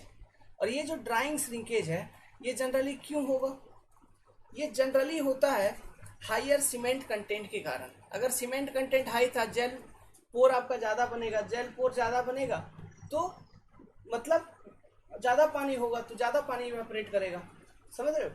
तो इसीलिए यहाँ पे सीमेंट कंटेंट से भी आपका श्रिंकेज है प्रोपोर्शनल, है ना, हम ऐसे कह सकते हैं। तो drying shrinkage is generally due to high cement content, high cement content के कारण ड्राइंग श्रिंकेज होता है। हाई सीमेंट कंटेंट मतलब हायर द ड्राइंग श्रिंकेज, समझ गए। फिर और भी श्रिंकेज होती है, जैसे थर्मल श्रिंकेज होता है, एक होता है कार्बोनेशन श्रिंकेज या फिर कार्बोनेट श्रिंकेज बोलते हैं उसको। तो इस तरह से अलग अलग श्रिंकेज होती है। तीसरा स्टेटमेंट यहाँ पे देखिए, increase with age of concrete. तो ये बात एकदम गलत है, जैसे जैसे टाइम बढ़ेगा, है ना, मतलब एज ऑफ कंक्रीट इंक्रीज होगा, श्रिंकेज जो होगी ओवरऑल ये डिक्रीज होगी, ठीक है। तो आप ये ध्यान में रखना कि shrinkage decreases with age of concrete, shrinkage decreases with age of concrete. Plastic shrinkage में ये बात ध्यान रखना, ये अर्ली फेजेस में होती है और इसमें वाटर कंटेंट अगर ज़्यादा है सीमेंट सॉरी कंक्रीट में, अगर वाटर कंटेंट ज़्यादा है तो प्लास्टिक श्रिंकेज होगा ज़्यादा। आप ड्राइंग श्रिंकेज में ये याद रखना, जब कंक्रीट आपका सेट हो जाता है तो ऐसे कंडीशंस में जो जेल पोर्स होते हैं उसमें जो पानी है, मतलब कि जो कैपिलरी वाटर है ना, इसको आप कैपिलरी पोर्स भी कह सकते हो। तो ये जो पोर्स में पानी है इसका इवेपोरेशन होने लगता है। इसका जब इवेपोरेशन होगा, ठीक है, तो जो वॉल्यूम में चेंजेस आती है इसको हम ड्राइंग श्रिंकेज कहते हैं। And it is proportional to cement content, cement content से ये होगी प्रोपोर्शनल, ठीक है। और एक चीज ध्यान में रखो कि अगर हम फाइन सीमेंट को यूज करेंगे, ठीक है, अगर हम फाइन सीमेंट को यूज करेंगे किसी भी कंक्रीट में, तो फाइन सीमेंट होने के कारण सरफेस एरिया ज़्यादा, तो वाटर कंटेंट आपको चाहिए होगी ज़्यादा, है ना, जिस कारण से ऐसे फाइन सीमेंट में आपका प्लास्टिक श्रिंकेज अधिक देखने को मिलेगा, क्योंकि उसमें water content for a given desired workability आपको ज़्यादा मेंटेन करना पड़ रहा है। तो इस तरह का भी कभी कभी लॉजिकल क्वेश्चंस पूछेंगे आपको अलग अलग एग्जामिनेशंस में, इंजीनियरिंग सर्विस एग्जामिनेशंस में तो पूछते ही पूछते हैं, ठीक है। तो होप कि आपको ये मतलब समझ में आया होगा, ओके। तो यहाँ पे एग्जामिनेशन में कौन सा आंसर करोगे, ऐसा तो कोई ऑप्शन नहीं था कि ABC या फिर ये ऐसा, तो आपको बेसिकली ऑप्शन नंबर 8 टिक लगा के आ जाना था, ठीक है, क्योंकि ये ज़्यादा होता है ना। नेक्स्ट ये वाला क्वेश्चन पढ़िए, Indian standard code has specified the full strength of concrete after, वही देखो यार 28 डेज, कैरेक्टरिस्टिक स्ट्रेंथ कब अचीव कर रहा है 28 डेज पे। तो घुमा फिरा के एक ही क्वेश्चन को बार बार आपसे पूछेंगे। ये अगेन 2008 में वो लोग पूछ लिए थे, पता नहीं तब उनको लगता था कि शायद जो इंजीनियरिंग स्टूडेंट है उनको ये भी तक नहीं मालूम, इतना डिटेल में भी वो लोग नहीं पढ़ते हैं। उस समय अवेयरनेस भी उतनी नहीं रही होगी शायद, है ना। आजकल तो काफ़ी ज़्यादा अपडेट हो गया है, बच्चा बच्चा ये सब चीज़ों को जानता है। Next, the concrete mix which causes difficulty in obtaining a smooth finish.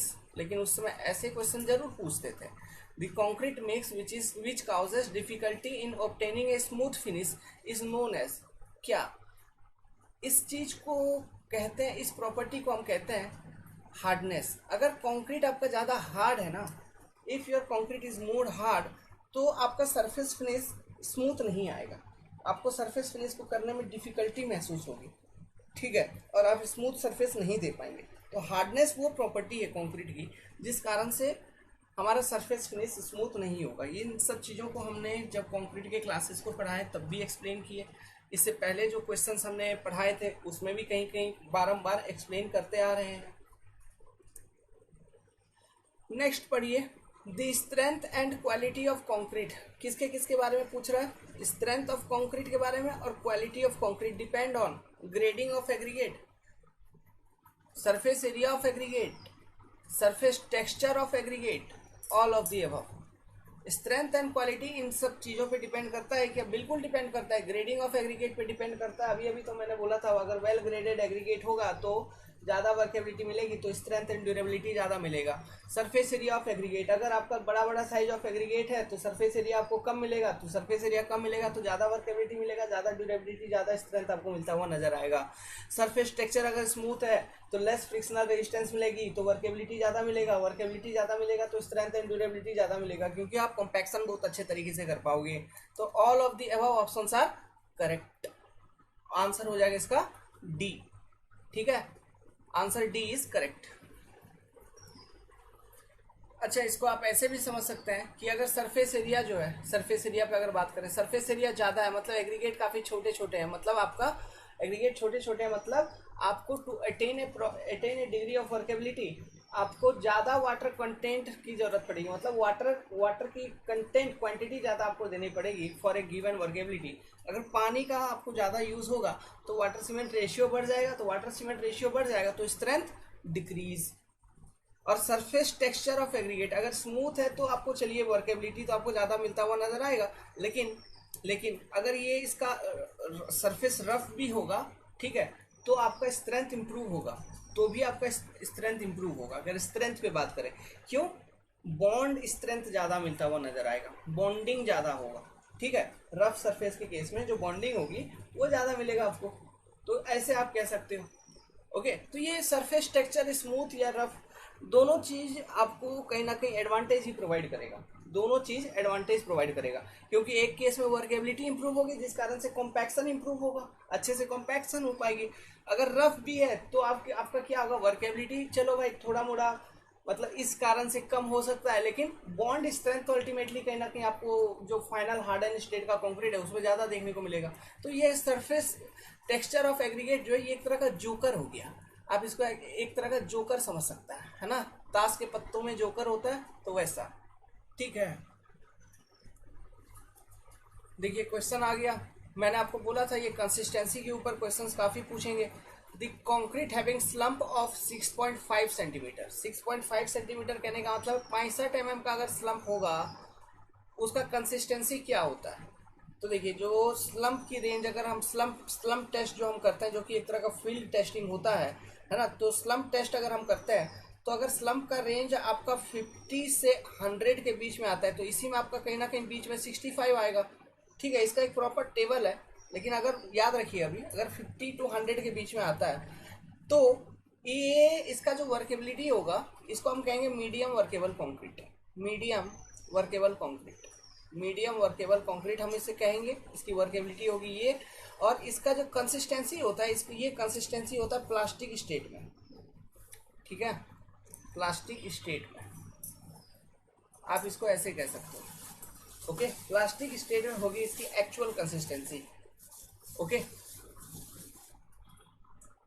देखिए आप यहाँ पे कंफ्यूज नहीं होना, ये कंफ्यूज नहीं होने कहने का मतलब है जो वीवी टाइम के करस्पॉन्डिंग जो कंसिस्टेंसी बताया था वो वहीं पे याद रखिएगा, वो वीवी टाइम के लिए है, ठीक है, वो उसी में याद रखिएगा आप।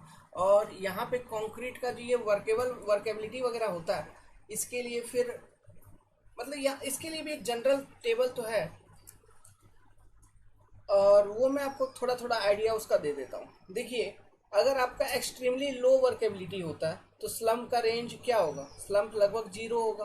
तो ऐसे केसेस में उसका जो डिग्री ऑफ वर्केबिलिटी होगा एक्सट्रीमली लो, और स्लम्प अगर 0 तो वो उसकी जो कंसिस्टेंसी होती है, वो जो एक्सट्रीमली ड्राई बोला था वही है मॉइस्ट अर्थ कंसिस्टेंसी, है ना। तो इसके केस में स्लम्प का जो वैल्यू होता है लगभग 0 होता है, मतलब बहुत ही कम स्लम्प। अगर वेरी लो वर्केबिलिटी है, degree of workability is very low, तो ऐसे केसेस में जो कंसिस्टेंसी होता है उसको हम कहते हैं वेरी ड्राई। और degree of workability very low कहने का मतलब है 0 से 25 तक आपका आएगा स्लम्प का वैल्यू, है ना। 0 से 25 mm, मतलब 0 to 2.5 mm। इस तरह का कंक्रीट को हम कहाँ पे यूज़ करेंगे, रोड कंस्ट्रक्शन में इस तरह के कंक्रीट को यूज़ करेंगे, और यहाँ पे मशीन को यूज़ करके हम वाइब्रेशन करेंगे, ठीक है।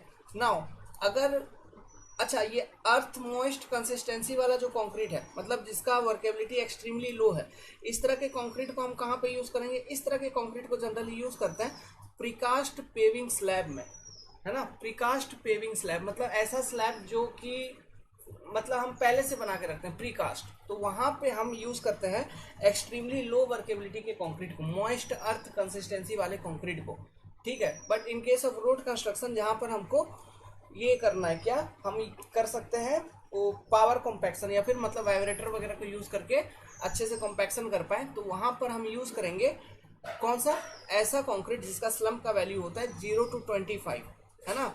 मतलब degree of workability is very low या फिर वेरी ड्राई कंसिस्टेंसी में है। नाउ अगर डिग्री ऑफ वर्केबिलिटी अगर हम कहेंगे लो, तो कंसिस्टेंसी होगा उसका ड्राई, और उसका स्लम्प का वैल्यू होता है 25 से 50। तो इस तरह के कंक्रीट को हम यूज करेंगे for mass concreting, light reinforce section, है ना। या फिर आप रोड सेक्शन में भी यूज कर सकते हैं इस तरह के कंक्रीट को। लेकिन चूंकि यहाँ पे वर्केबिलिटी बढ़ गई है, वाटर कंटेंट बढ़ गई है, तो यहाँ पर भी हम वाइब्रेशन तो हमको करना ही करना होगा, लेकिन जितना वाइब्रेशन हम मतलब इस केस में करते 0 to 25, क्योंकि वहाँ पे वर्केबिलिटी कम था तो ज़्यादा वाइब्रेशन, पावर वाइब्रेशन करना होता। लेकिन यहाँ पे नॉर्मल हैंड वाइब्रेशन को, हैंड वाइब्रेटर जो होती है ना, उसको यूज करके हम वाइब्रेशन कर सकते हैं, काम हो जाएगा, मेरा कॉम्पैक्शन अचीव हो जाएगा। क्लियर है। अभी अगर आपका डिग्री ऑफ वर्केबिलिटी मीडियम है तो वो होगी आपकी प्लास्टिक स्टेट कंसिस्टेंसी, जो कि यहाँ पे आपको दिया हुआ है, degree of workability is medium, तो होगी वो प्लास्टिक स्टेट कंसिस्टेंसी, जिसमें स्लम्प का वैल्यू आपको मिलेगा 50 से 100, ठीक है, वो मिलेगा स्लम्प का वैल्यू इस केस में। और अच्छा, मैं कॉम्पैक्टिंग फैक्टर भी बता दूं, कॉम्पैक्टिंग फैक्टर मिलेगा इस केस में मीडियम या फिर प्लास्टिक स्टेट में 0.85 to 0.95 ऐसा, ठीक है। और वीवी टाइम तो कम ही मिलेगा, तो ये जो कंक्रीट होती है जिसकी डिग्री ऑफ वर्केबिलिटी मीडियम होती है, इसको हम यूज करते हैं जनरली फ्लैट स्लैब में, हैवी रिइंफोर्स सेक्शन में, है ना। और जहां पर हमको मैनुअल वाइब्रेशन करने की जरूरत पड़ेगी, यहाँ पर हम पावर वाइब्रेशन हम नहीं भी करें तो चलेगा, हम मैनुअल वाइब्रेशन कोई लकड़ी वगैरह को यूज करके या फिर रैमर वगैरह को यूज करके मैनुअल वाइब्रेशन को यूज करेंगे, मतलब मैनुअली वाइब्रेट करेंगे, मैनुअली कॉम्पैक्शन करेंगे, है ना। और हाई डिग्री ऑफ वर्केबिलिटी की अगर बात करें तो उसका जो कंसिस्टेंसी होता है उसको हम कहेंगे semi fluid. High degree of workability जो होगी उसकी जो कंसिस्टेंसी होती है उसको हम कहेंगे सेमी फ्लूइड। और हाई डिग्री ऑफ वर्केबिलिटी के केस में जो स्लम्प की रेंज होती है वो होती है 100 से 175 अराउंड, है ना। इस रेंज में आपका स्लम्प मिलेगा, और जो आपको कॉम्पैक्शन फैक्टर मिलेगा 0.95 to 1 के बीच में मिलेगा, है ना। और जो वीवी टाइम मिलेगा वो काफ़ी कम, 0 to 3, ठीक है, इस केस में। तो ये जो हाईली वर्केबल कंक्रीट होता है उसको हम कहाँ पे यूज करते हैं, हम ऐसे लोकेशन पे यूज करेंगे जहाँ पे हम कॉम्पैक्शन नहीं कर सकते, मतलब कंजस्टेड लोकेशंस में, है ना। तो आरसीसी जहाँ पे आप डाल रहे हो लेकिन कंजस्टेड एरिया है, ठीक है, या फिर हैवीली रिइंफोर्स्ड एरिया है जहाँ पर आप यूज नहीं कर सकते, मतलब कॉम्पैक्शन करने के लिए वहाँ पे एक्सेस नहीं है, तो ऐसे केसेस में हमको एक तरह का सेल्फ कॉम्पैक्टिंग कंक्रीट चाहिए, तो इसलिए हाई डिग्री ऑफ वर्केबिलिटी हम मेंटेन करके रखते हैं ऐसे केसेस में, ठीक है, जिसकी कंसिस्टेंसी होती है सेमी फ्लूइड कंसिस्टेंसी। क्लियर है। तो ये सब कुछ बातें याद रखिएगा, बाकी अभी तो बहुत सारा क्वेश्चन आएगा जिसमें आपको और क्लियर कट आइडिया होता चलेगा। सेपरेशन ऑफ वाटर और water sand cement from a freshly mixed concrete is known as, इसको हम कहते हैं ब्लीडिंग, है ना। मतलब वाटर और वाटर सैंड सीमेंट का अलग हो जाना कंक्रीट से, इसको कहा जाता है ब्लीडिंग। मैंने बोला था ब्लीडिंग के केस में पानी ऊपर फ्लो होकर आती है, जिस कारण से परमिएबिलिटी भी इनको ज़्यादा हो जाती है और ये ऊपर एक लेयर बनाता है जो कि काफ़ी कमज़ोर होता है। ये सीमेंट पेस्ट का लेयर बनता है, सूख जाने के बाद यहाँ से वाटर निकल जाती है तो ये केवल सीमेंट पेस्ट का लेयर यहाँ पे रह जाता है, जिसको हम लाइटेंस कहते हैं। ये काफ़ी कमज़ोर होती है जो कि वियरिंग सरफेस को और कमज़ोर बना देती है, ठीक है। ये सब देखिए, ये वर्केबिलिटी वाला टेबल काफ़ी इंपॉर्टेंट है, ओके। जो टेबल आपको मैंने लिखवाया था आरसीसी में, जो टेबल मैंने लिखवाया था आपको बिल्डिंग मटेरियल वाले चैप्टर में, तो उसको एज इट इज़ कम्प्लीटली याद रखिएगा। सारा कुछ लिखवा दिया हूँ, बहुत इंपॉर्टेंट है। अब देखिए क्वेश्चन 25 नंबर को पढ़िए। यहाँ पे पूछा है सेपरेशन ऑफ कोर सेग्रीगेट। तो देखो कोर सेग्रीगेट का जो सेपरेशन होता है ना, इसको हम कहते हैं सेग्रीगेशन, ठीक है। This is called as segregation. लेकिन वाटर सीमेंट या फिर वाटर केवल वाटर का इसका जो सेपरेशन होता है ओवरऑल कंक्रीट से, उसको ब्लीडिंग कहा जाता है। कोर सेग्रीगेट सेपरेट हो गया, है ना, उसे हम जनरली सेग्रीगेशन कहते हैं। सेग्रीगेशन अवॉइड ना हो, ये तो ट्रांसपोर्टेशन के दौरान हो रहा है। मान लो कंक्रीट को आप प्लेस करोगे तो भी सेग्रीगेशन होने की चांस है, तो सेग्रीगेशन ना हो इसलिए जो हाइट ऑफ ड्रॉप होती है कंक्रीट की, it should not be more than 1.5 metre according to our IS को। वो 1.5 मीटर से कम होना चाहिए height of fall of concrete. और ओवर कॉम्पैक्शन आप करोगे तो भी सेग्रीगेशन होने का चांसेस है, तो ओवर कॉम्पैक्शन को हम अवॉइड करेंगे जनरली, ताकि सेग्रीगेशन ना हो, समझ गए, ठीक है। और जनरली ये बताया गया है कि सेग्रीगेशन होने का जो बेसिक रीज़न है वो क्या है। हर एक मटेरियल यहाँ पे जो कंक्रीट में यूज़ कर रहे हैं ये तो एक जैसा नहीं है, अलग अलग स्पेसिफिक ग्रेविटी का है, इसलिए जनरली सेग्रीगेशन हमें देखने को मिलता है, ठीक है। Is it clear to you all? Okay. Water जब सेपरेट हो जाएगा पूरा रेस्ट कंक्रीट से, उसको हम कहेंगे ब्लीडिंग। या फिर वाटर और सीमेंट का पेस्ट अगर सेपरेट हो जा रहा है तो भी हम उससे कहेंगे ब्लीडिंग, जिसके कारण एक लेयर फॉर्मेशन होती है जिसको लाइटेंस कहेंगे। कोर सेग्रीगेट सेपरेट हो गया तो होगा सेग्रीगेशन, और इसके कारण हनी कम टाइप ऑफ स्ट्रक्चर बनती है, ठीक है। सेग्रीगेशन के कारण हनी कम स्ट्रक्चर बनती है। एग्रीगेट नीचे बैठ जाएंगे, सारे के सारे एग्रीगेट सेपरेट होकर नीचे बैठ गए लो, क्योंकि एग्रीगेट वजन है, हैवी है उसका, मतलब वेट उसका ज़्यादा है एग्रीगेट का, तो ये नीचे बैठ जाएंगे। वहाँ पे सीमेंट पेस्ट वगैरह कुछ नहीं रहेगा और पूरा का पूरा सब मसाला वाटर वगैरह मोटर वगैरह सब कुछ ऊपर रहेगा, और एग्रीगेट बैठ गया नीचे, तो वहाँ पे हनी कमिंग हो जाता है, ठीक है। तो ये प्रॉब्लम होती है, हनी कमिंग हो गया ज़्यादा तो स्ट्रेंथ वगैरह सब रेड्यूस हो जाएगा। ऐसे केसेस में उसको तोड़ के बनाओ या फिर हनी कम को रिपेयर करो। अगर थोड़ा कुछ पार्ट में हुआ है तो उसको रिपेयर करना है, ठीक है। रिपेयर कैसे करेंगे, फिर थोड़ा मोटर बना के फिर प्लास्टर बढ़िया से चढ़ा देंगे और क्या, या फिर उस जगह को तोड़ेंगे, तोड़ के फिर वहाँ पे कंक्रीट डालेंगे, ऐसे कर सकते हैं, तब हनी कमिंग रिपेयर होगी। नहीं तो उसका वो तो बाद में टूट ही जाएगा क्योंकि उसका स्ट्रेंथ तो कमजोर है ही। Next, the various ingredient cement sand aggregate proportion M20 का क्या है? What is M20? तो M20 का क्या है बताओ मेरे को। 1:1.5:3, this is the proportion for M20। M25 का क्या है? ये 1:1:2, this is for M25। M15 का क्या है? 1:2:4, दिस इज फॉर M15। समझ गया बात को, ठीक है। तो ये प्रोपोर्शंस है, तो ये ध्यान रखिएगा बाबू लोग। तो ये हो गया M20 का, ये हो गया M25 का, ये हो गया M15 का। एग्जाम में डायरेक्टली पूछ लिया जाता है और एग्जाम में डायरेक्टली पूछे भी गए हैं, और यहाँ पे अभी अब देख ही रहे हो पूछ लिया गया है आपसे। Next, the correct proportion of ingredient of concrete depend on, किसके ऊपर डिपेंड करता है? 26, the correct proportion of ingredient of concrete depend upon what? तो ये जो प्रोपोर्शन है ना कंक्रीट का, ये तीनों के ऊपर डिपेंड करता है। बल्किंग ऑफ सैंड के ऊपर भी डिपेंड करेगा, वाटर कंटेंट के ऊपर भी डिपेंड करता है, एंड एब्जॉर्प्शन के ऊपर भी डिपेंड करता है। It depends on all these 3 parameter. मतलब option number D will be correct in this case, okay. Next, to prevent segregation the maximum height for placing concrete is, अभी तो बोला था 1.5 मीटर से ज़्यादा नहीं होना चाहिए, मतलब 150 centimetre. Next, while compacting the concrete by a mechanical vibrator this lump should not exceed। ये देखो मैकेनिकल वाइब्रेटर से जब कॉम्पैक्ट करोगे, अभी अभी हम बात कर रहे थे कहीं ना कहीं, ठीक है, तो आप मैकेनिकल वाइब्रेट से वाइब्रेट कर रहे हो, मतलब कहीं ना कहीं उसकी जो वर्केबिलिटी है वो काफ़ी कम है। उसकी जो वर्केबिलिटी है ना, उस पर्टिकुलर कंक्रीट की वो वर्केबिलिटी काफ़ी कम है। तो वो वर्केबिलिटी जनरली क्या है, जनरली वर्केबिलिटी 5 से ज़्यादा नहीं होना चाहिए, क्योंकि इससे ज़्यादा होगा फिर आपको मैनुअल वाइब्रेशन करना होगा, हैंड वाइब्रेशन कर सकते हो, ठीक है।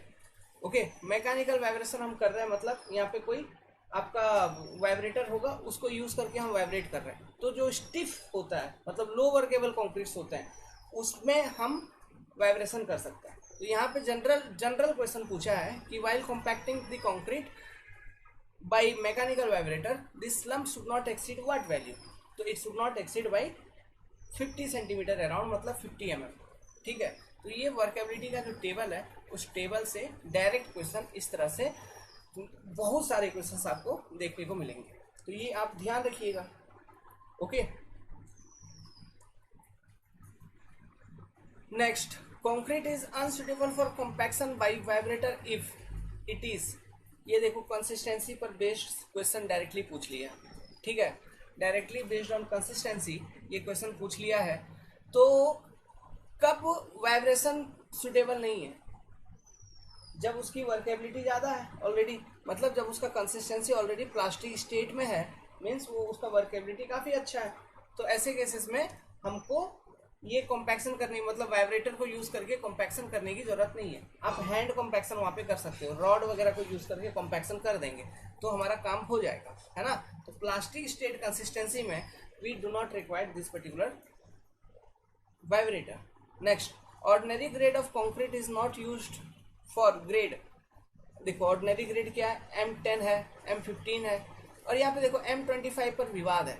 जनरली नॉमिनल डिज़ाइन जो होती है, नॉमिनल मिक्स का जो रिकमेंडेशन होता है, वो आप M25 तक हम कभी कभी नॉमिनल मिक्स को ही यूज़ कर लेते हैं, लेकिन हमारा जो कोड है वो M25 को भी डिज़ाइन करने के लिए बोलता है। हमारा जो कोड है वो जनरली M20 तक ही नॉमिनल मिक्स को प्रमोट करता है, मतलब उसके बारे में बोलता है कि आप उसको यूज़ करिए अप टू M20, ठीक है। बट जनरली M25 को भी as a nominal mix consider करके यूज़ कर लिया जाता है, ठीक है। बाकी इससे ज़्यादा is not under ordinary grade of concrete, so M40 is not the ordinary grade. लेकिन अगर कोड के अकॉर्डिंग हम बात करेंगे, ठीक है, कोड के अकॉर्डिंग, तो आपका कहीं ना कहीं M25 आपका नॉमिनल मिक्स है, ठीक है, आप नॉमिनल मिक्स रिकमेंड कर सकते हो।